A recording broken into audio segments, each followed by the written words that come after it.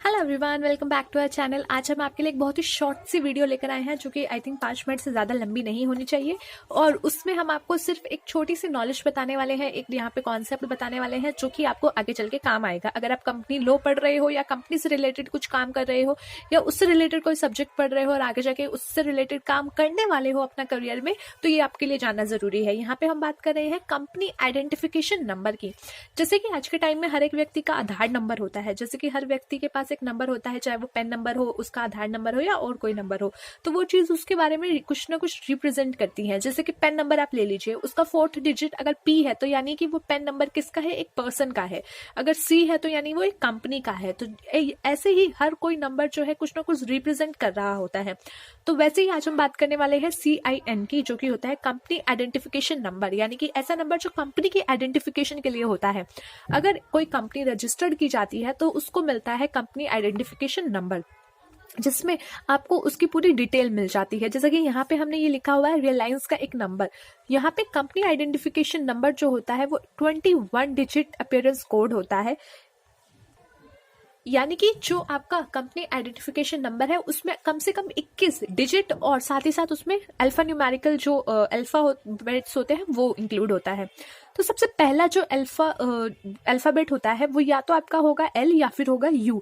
अगर company listed है तो वो होता है L, और अगर अनलिस्टेड है तो वो हो जाता है U। तो यहाँ पे जो पहला वर्ड है वो ये रिप्रेजेंट करता है कि जिस कंपनी का ये नंबर है वो कंपनी क्या रजिस्टर्ड लिस्टेड है या फिर अनलिस्टेड है। उसके बाद आपके पास आते हैं 5 नंबर।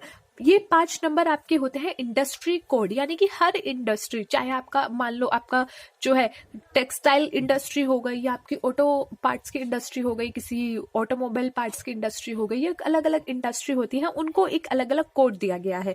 तो आपकी जो कंपनी है वो जिस भी इंडस्ट्री से रिलेटेड होगी उसका कोड यहाँ पे आपको दिखाई देगा। उसके बाद उस कंपनी का जो रजिस्ट्रेड ऑफिस है या वो कंपनी कहाँ पे रजिस्टर्ड हुई है, उस कंपनी का उस स्टेट का कोड यहाँ पे आपको लिखा हुआ नजर आता है। जैसे महाराष्ट्र के लिए MH, DL के लिए आपका अलग DL, यूपी के लिए UP। तो ये सब आपके स्टेट कोड जो होते हैं रिप्रेजेंट करते हैं, स्टेट के नाम को रिप्रेजेंट करते हैं। उसके बाद आपके पास आते हैं 4 डिजिट। 4 डिजिट वो होते हैं जो कि ये बताते हैं कि ये कंपनी कब रजिस्टर्ड हुई है, कब ये कंपनी इनकॉर्पोरेट हुई है। जैसे अगर आज मैं अपनी कोई कंपनी जो है रजिस्टर्ड करवाऊंगी तो यहाँ पे वहां आ जाएगा 2021 जो कि ये रिप्रेजेंट करेगा कि ये कंपनी जब रजिस्टर्ड हुई है वो कौन से सन था, वो 2021 था। वैसे ही ये कंपनी रजिस्टर्ड हुई थी 1973 में। उसके बाद बात करते हैं, ये बताता है कि ये कंपनी पब्लिक कंपनी है या फिर एक प्राइवेट कंपनी है।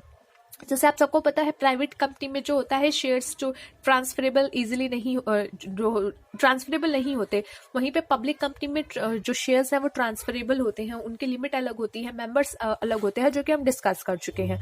तो वैसे ही यहाँ पे आपको ये रिप्रेजेंट किया जाता है कि ये कंपनी पब्लिक कंपनी है या फिर प्राइवेट कंपनी है। तो यहाँ पे ये पब्लिक कंपनी है PLC, और प्राइवेट के लिए आपका PVT वहां पे आपको मिल जाता।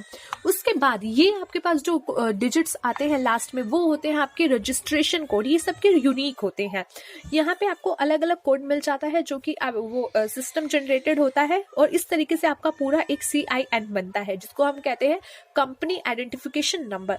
तो अगर आपके लिए 2 मार्क्स का कभी क्वेश्चन आ जाए या ऑब्जेक्टिव क्वेश्चन अगर आपके एग्जाम में आते हैं या आप कोई ऐसा एग्जाम के लिए प्रिपेयर कर रहे हो जहाँ पे ऑब्जेक्टिव क्वेश्चन आते हैं रिलेटेड टू कंपनीज, तो वहां पे आपके लिए ये टॉपिक बहुत इंपॉर्टेंट हो सकता है। तो प्लीज इसको कर लीजिएगा, एक बार ध्यान दे दीजिएगा।